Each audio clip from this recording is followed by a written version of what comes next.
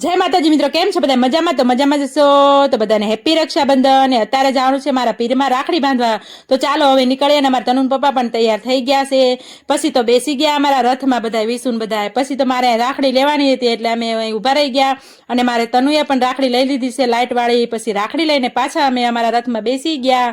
અને જો કંકોડા પણ લઈ લીધા છે અમારા તનુન પપ્પાએ. એ કંકોડા લાવ્યા હતા અમારા પપ્પા માટે લીધા છે. અને મારા પપ્પાને કંકોડા બહુ જ વાલા. એ બાજુ કંકોડા થાય નહીં એટલે મને કે લેતા આવજે. પછી તો અમે આ રાણપુર પહોંચી ગયા. અહીંથી મારા મામાની છોકરી આવવાની છે ને અમે અહીંયા હે ને સોડા પીવી છીએ.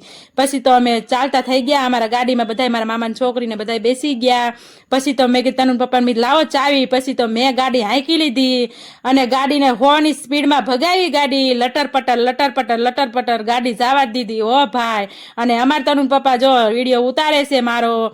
અને મેં તો ગાડી એવી ભગવીને જો મિત્રો તમે જોઈ શકો ને આપણે ગાડી શીખવાની છે. પછી તો અમે થોડીક જ પહોંચી ગયા મારા પપ્પાના ઘરે. આ છે મારા પપ્પા અને જો આ છે મારા પપ્પાનું ઘર. ને આમાં તનુ આવીને હે ને રમવા મંડી ગઈ ને બધા બેઠા છે ને બેઠા હુંવાણ કરી છે. અને આ છે મારા ભાઈનો છોકરો અને એ પણ મારી સાથે જો કેવો મસ્ત મજાનો રમે છે. ને મારા પપ્પા કંકોડા સુધારે છે. આ કંકોડાનું શાક બનાવવાનું છે અને એ પણ મારા પપ્પાના હાથનું કંકોડાનું શાક ખાવાનું છે. ઓ ભાઈ, મને મારા પપ્પાના હાથનું શાક બહુ જ ભાવે.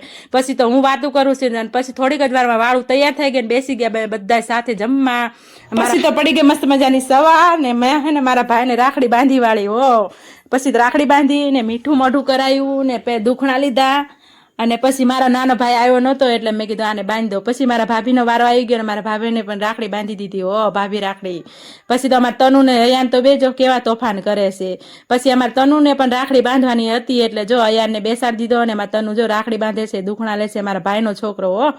પછી તો એને દુખણા લીધા, મીઠું મોઢું કરાયું, રાખડી બાંધી વાળી. પછી અમારા વિશુને પણ રાખડી બાંધવાની હતી પણ અમારા વિશુ રાહ જોઈ રહ્યો ક્યારે મારો વારો આવશે. પછી ફાઇનલી અમારા વિશુનો વારો આવી ગયો અને અમારે તનુ જો અમારા વિશુને પણ રાખડી બાંધી વાળી. દુખણા લઈ લીધા, મોઢું મીઠું કરી વાળ્યું, મસ્ત મજાની રાખડી બાંધી વાળી અમારા તનુને. હું એને શીખવાડતી હતી તનુને કે આવી રીતે રાખડી બંધાય ને આવી રીતે. પછી તો હું અને અનિલભાઈ નીકળી ગયા મહાદેવના દર્શન કરવા, જે જલાલપરની અંદર આવેલું છે ગોધનેશ્વર મહાદેવ મંદિર, જે વર્ષો જૂનું મંદિર છે.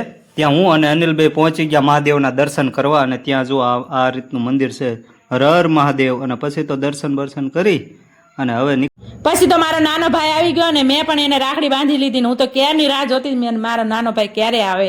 પછી તો અમારે ઘરે જવાનું હતું એટલે આપણે જો ઠેલા બિસ્તરા તૈયાર કરી મૂક્યા છે. અને મારા બા જો પછી મારા ભાઈ પણ જો કેવા નખરા કરે છે, મારા ભાઈના છોકરાને રમાડે છે ને એને પણ આવવું છે અમારા સાથે. પછી થોડીક જ વારમાં અમે પહોંચી ગયા બોટાદ અમારા ઘરે. ને મારા ફઈજી આવ્યા હતા અમારા રાહ જોતા જ ક્યારના.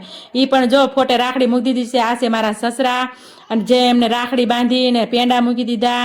પછી તો મારા હાહુનો વારો આવી ગયો, એમને પણ જો ભાભી રાખડી બાંધી દીધી છે. આ છે મારા ફઈજીને સામે બેઠાની મારા ફુવાજી. પછી એમને રાખડી બાંધી લીધી એટલે મારે બેન જો અમારા નણંદ પણ બેસી ગયા છે. એ જો અમારા નણંદ. પછી મારા નણંદનો પણ વારો આવી ગયો. અમારા તનુ પપ્પાને રાખડી બાંધી આવ્યું મારા નણંદે. જો આ છે મારા નણંદ, એ પણ અમારે રાહ જોતા હતા કે ક્યારે આવે. ને આ છે મારા મોટા જેઠ, એમને પણ રાખડી બાંધી વાળી. અને અમારા તનુ પપ્પાએ આપી દીધા પૈસા.